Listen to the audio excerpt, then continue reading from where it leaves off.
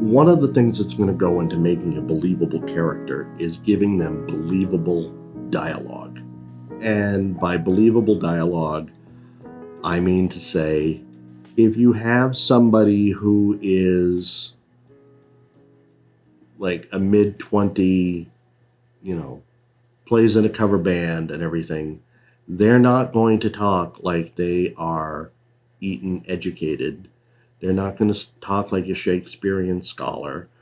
They're going to have a certain vernacular, a vocabulary, hang around or meet or talk to somebody from a certain demographic that you want. One of the things that I did with my first book, Dangerous Gambles, kind of shocked my publisher because they had to kind of give it a little review and comment on it.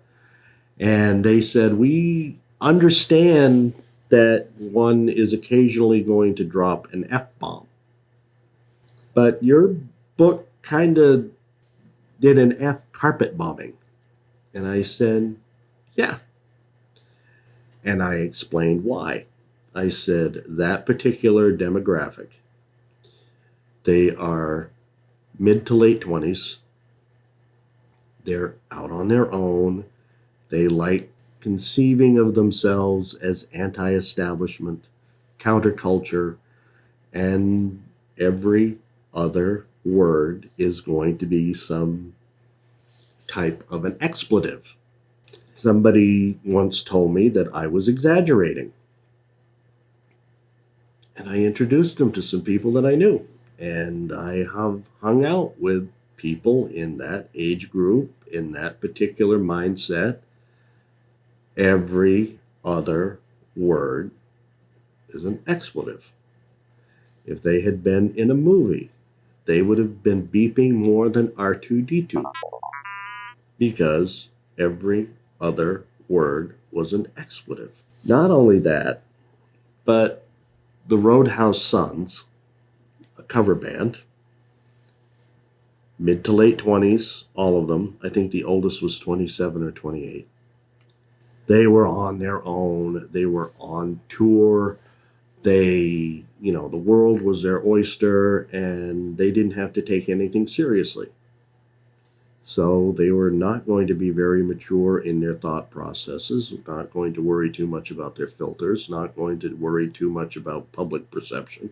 In fact, if they could be a little more shocking and jarring to the staid residents of wherever they happen to find themselves, so much better. As the series progresses, and they have found themselves going from being recruited against their will into the world of espionage, first as just, informants and somebody to keep an eye on bootleg liquor and drug trafficking and everything among the nightclubs circuits. They go from that to actually becoming assets in investigations. All their little encounters with reality, with danger, and everything else brings about a certain maturing, and the language softens, and they do start being a little more reflective on how they behave, reflective on how they speak, reflective on how they present themselves, because life isn't a joke anymore. Even though they are very, very young, they're now going to have a grasp of mortality. There were a few characters in there that were the mentor figures, so to speak. Gordon Dwyer, who was the FBI agent in charge of this particular project, always spoke very formally. Only used any type of vulgarity or profanity if he was really, really mad. And that is how you knew whatever you were doing, you had just gone too far. And the idea for that came talking with a wrestling friend of mine who was also an actor. His name was Pepper Martin.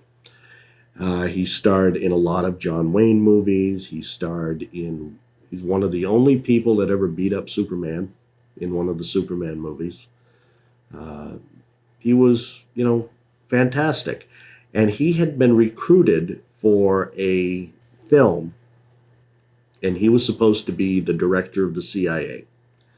And he turned down the role because he says every other word was F this or GD that or hell that. And he said, I was talking with somebody who was in the CIA. He says, your directors would never, ever have spoken like that. And he said, was it in public or in private? He said, well, both. He says, yeah, they would. Oh, yes, they would. He says, this is a really stressful thing.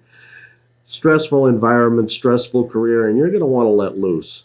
I says, but I realized what Pepper was talking about is your vocabulary is going to present an image. And so picking dialogue that will help reinforce the image to make a believable character is really important.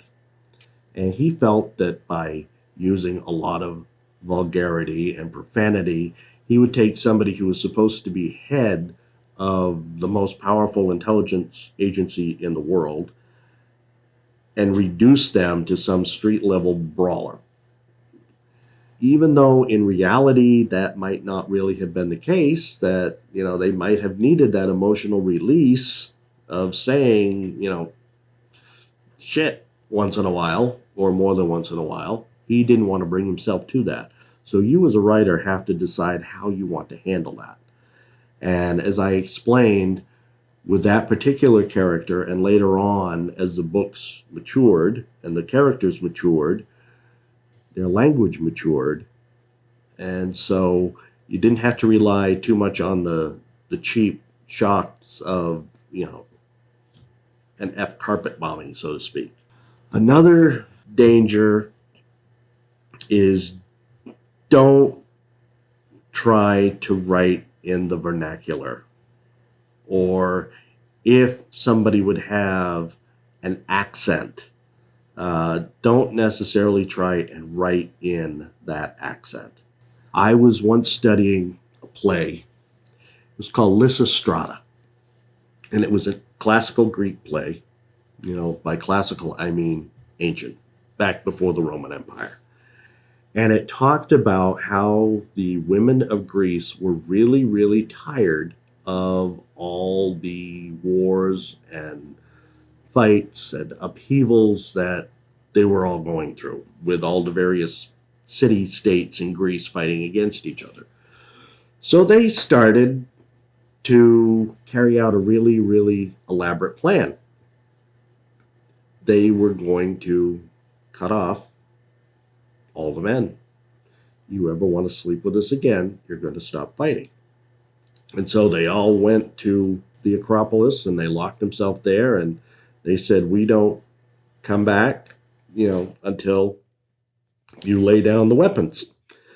And there was a group of Greek citizens that they were known for being a little more rustic and rural and provincial than other Greek states. And so the people that were translating this version of Lysistrata decided to make it more relevant, so to speak. I hate that word, by the way. I absolutely hate that word. And so they made these characters talk like hillbillies. And that was just really jarring because it was so out of place with the rest of the play. It was so out of place with the rest of the dialogue. It felt like having ground glass rubbed into my eyes.